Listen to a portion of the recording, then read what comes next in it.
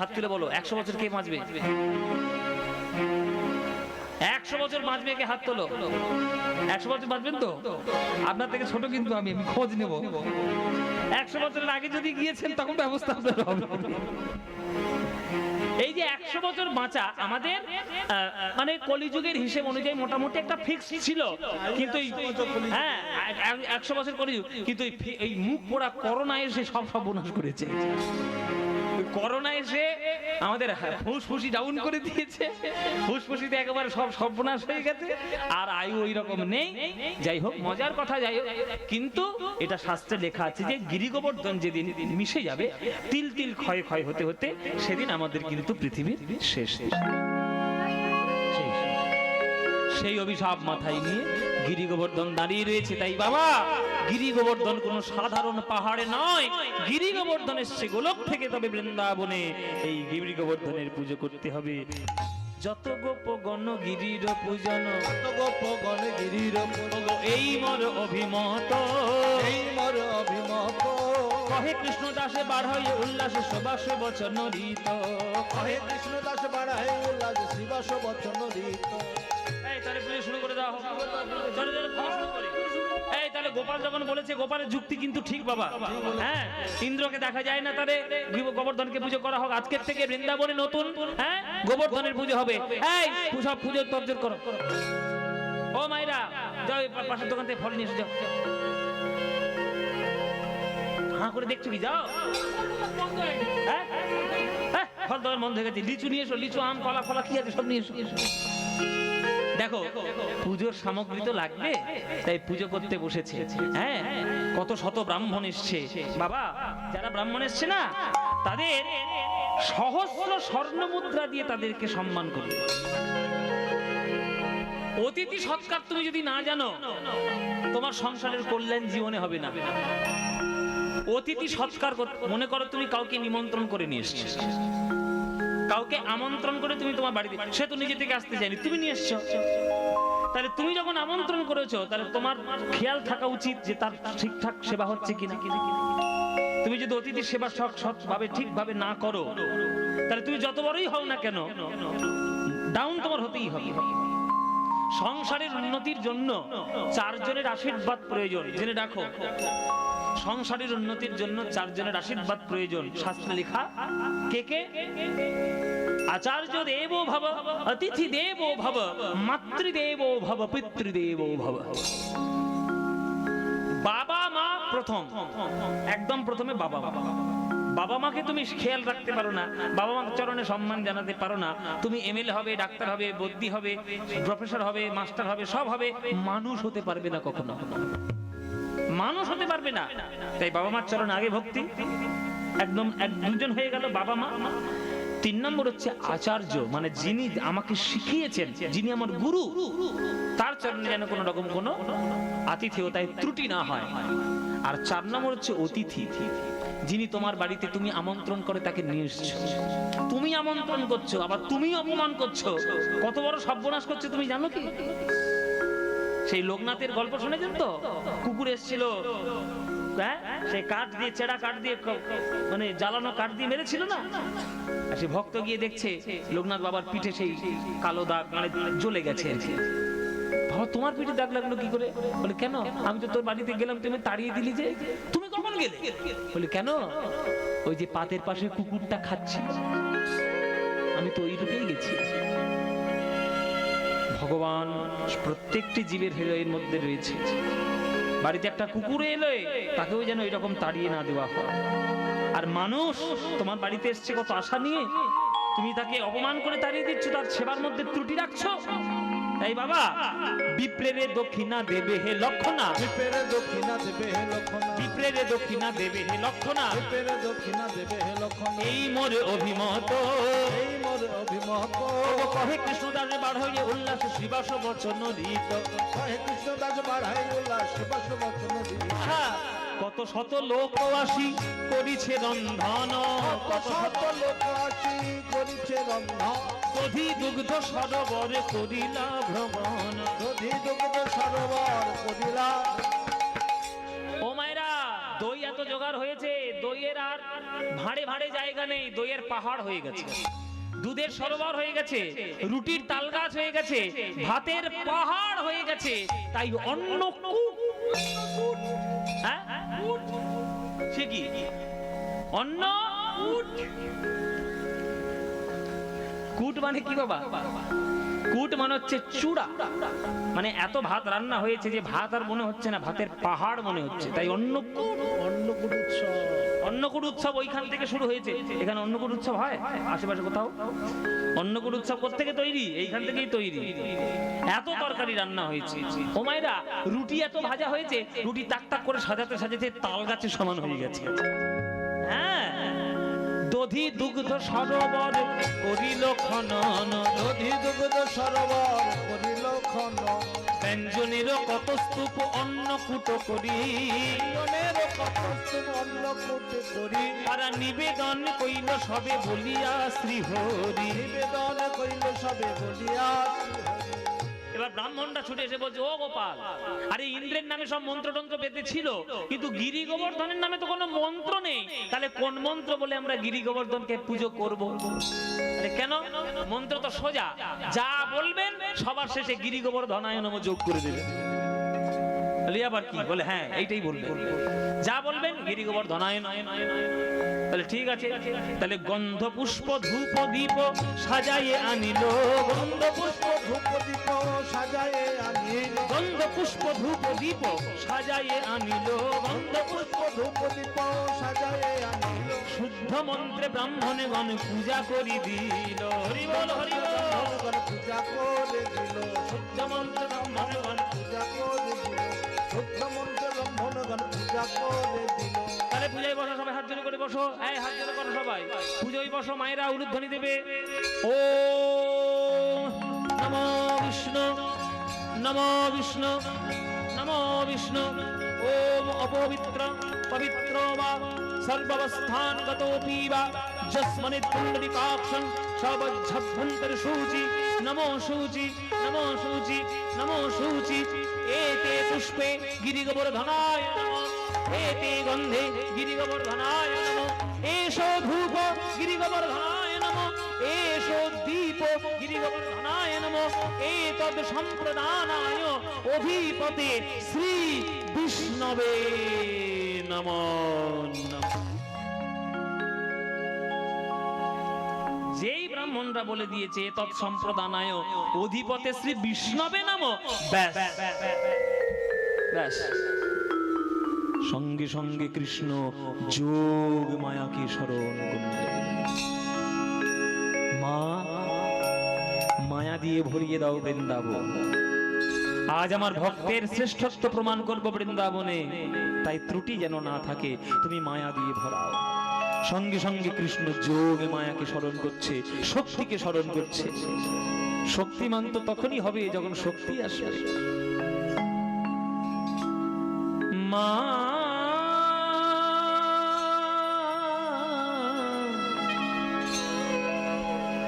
মা গো,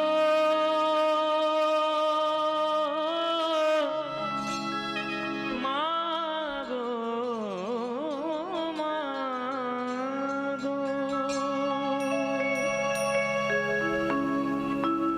গোপাল যখন ডাকছে যোগমায়াকে, তাহলে আমরাও বাদ যাই কেন? আমরাও একটু ডাকি যোগমায়াকে, একটু মাকে ডাকি, একটু চণ্ডী পাঠ, চণ্ডী পাঠের শ্লোক। সবাই হাত জোড় করে বসুন, করো জোরে। ভারতবর্ষের শাস্ত্র, ভারতবর্ষের অহংকার, চণ্ডী মায়ের চণ্ডী শ্লোক আপনারা মহালয়াতে শুনে থাকেন। আজকে সামনে যখন এসেছি আপনাদের শোনাই একটু।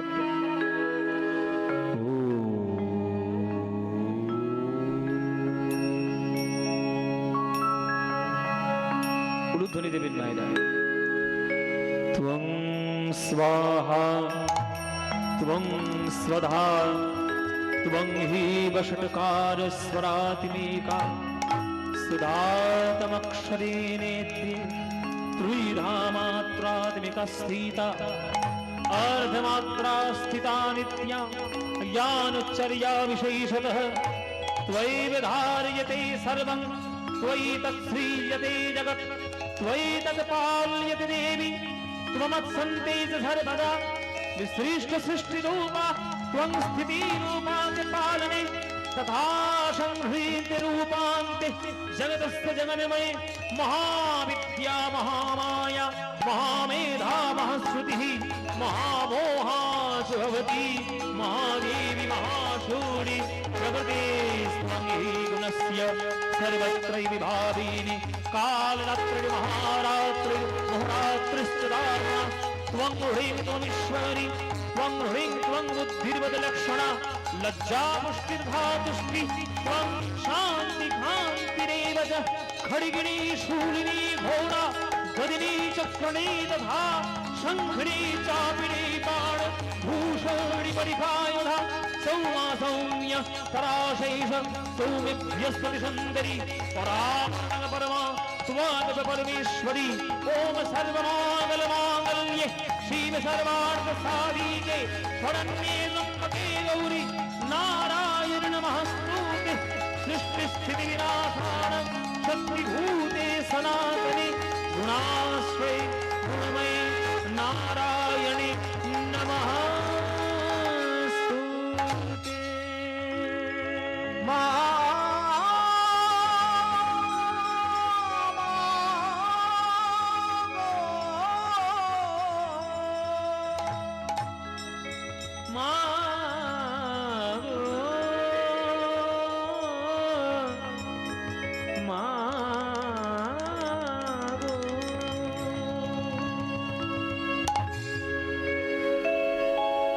আমি সখা তো সলিলে চণ্ডীপাঠের শ্লোক যখন হলো তাহলে একখানা মায়ের গান হবে নাকি? হ্যাঁ, যদি বলেন তাহলে গাই। এইগুলোই তো আমাদের বাংলার সম্পত্তি, শ্যামা সঙ্গীত। আমার খুব প্রিয় এইটা গান, এই গানটি আপনাদের একটু শোনাই। সখা তো সলিলে ডুবে মরি শ্যামা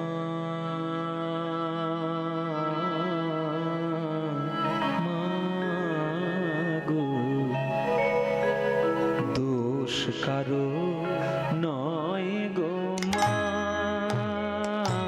মাগো দোষ কারো নয় গো আমি সখা তো সলিলে ডুবে মরি শ্যামা দোষ কারো নয় গো মাগো দোষ কারো নয় গো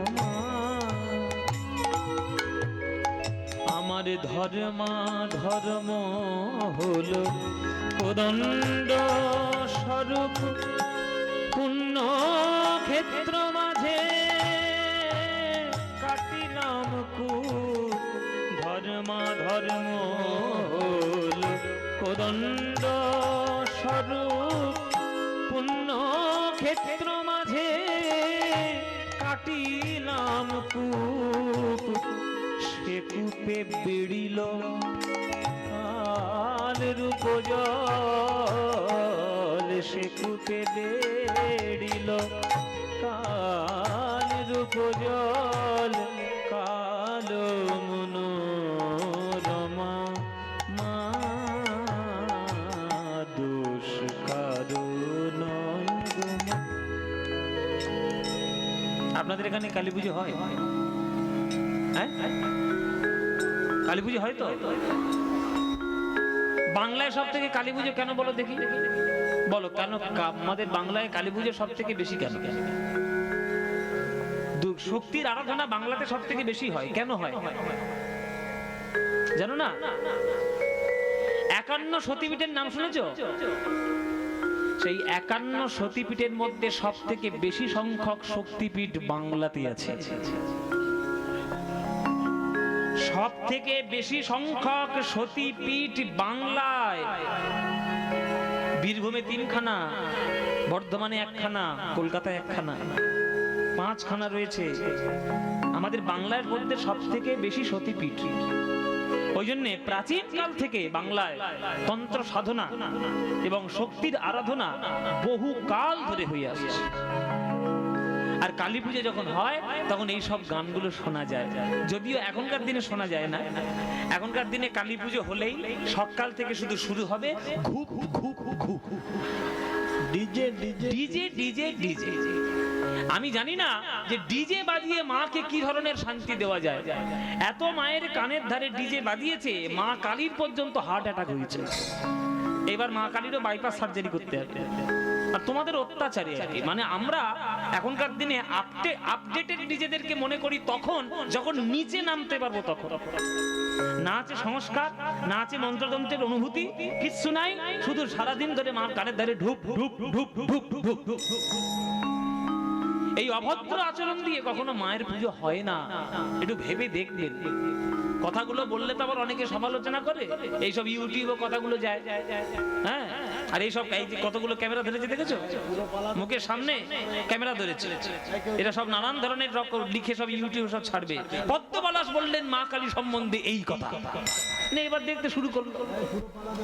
হ্যাঁ, এই এদের কাজ, এইটাই কাজ। আসল তত্ত্ব কথাগুলো না জেনে না বুঝে পোস্ট করা খুবই অনুচিত। আর যার গান রেকর্ডিং করছো তার অন্তত একবার পারমিশন তো নাও, দাদা তোমার গানটা রেকর্ড করবো। সেই পারমিশনটা নেওয়ার ন্যূনতম রুচিবোধটা তোমাদের থাকার দরকার। আমরা যখন কোনো গায়কের সঙ্গে অ্যাপয়েন্টমেন্ট নিই যে দাদা আপনার সঙ্গে দেখা করতে যাব, তার অনুমতিটাকে নেওয়া প্রয়োজন, যে আমরা কি আপনার সঙ্গে দেখা করতে যাব। সেটা হয় না।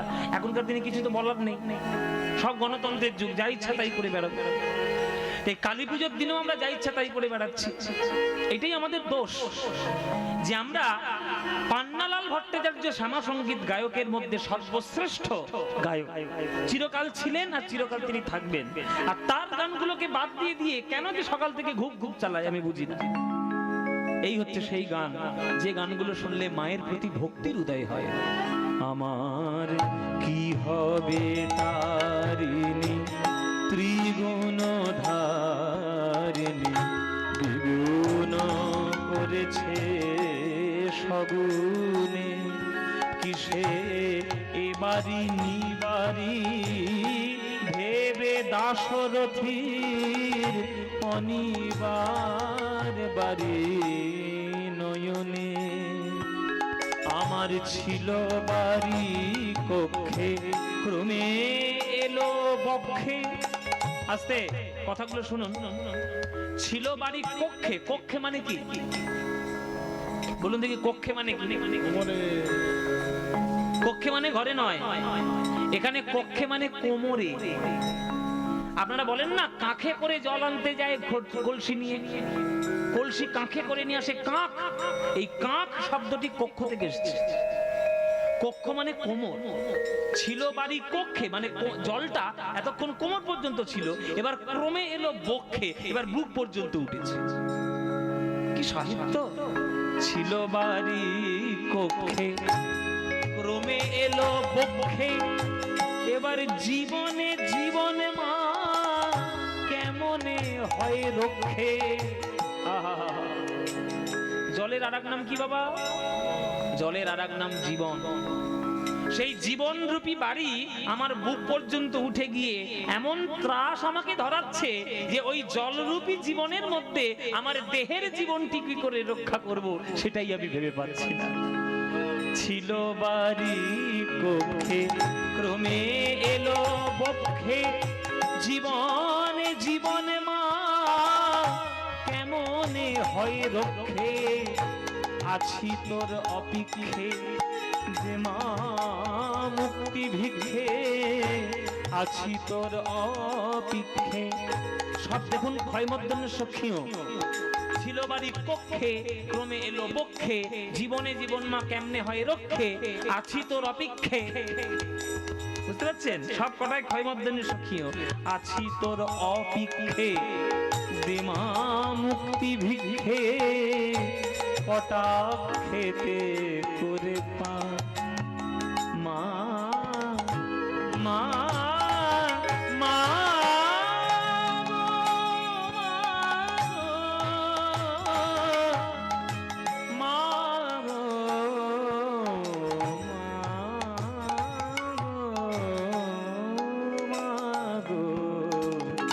দোষ কারো নয় গো মা, মা গো দোষ কারো নয় গো মা, আমি সখাত সলিলে ডুবে মরি শ্যামা, দোষ কারো নয় গো মা, মা দোষ কারো নয় গো মা, মা গো দোষ কারো নয় গো মা।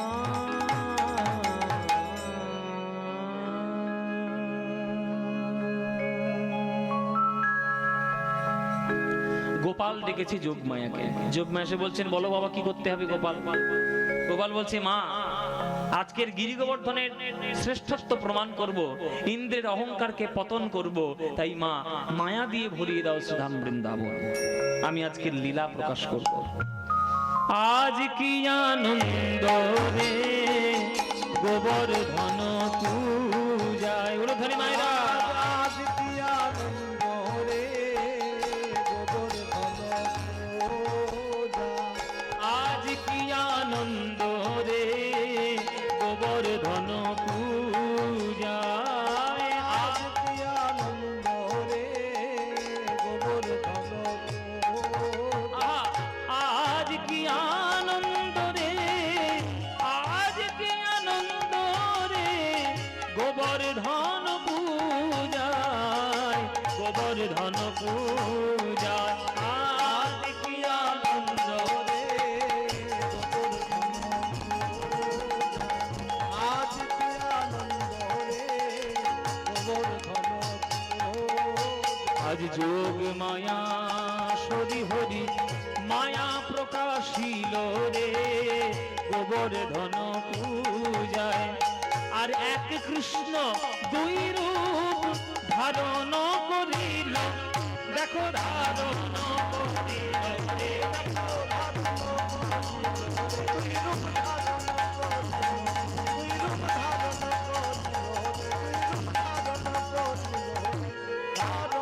করিল রে গোবর্ধন পূজা, এক কৃষ্ণ গোপাল রূপে নন্দ রাজার সনে রে, আর এক কৃষ্ণ গিরিশিরে করে আরোহণে, করে আরোহণে রে, দেখো করে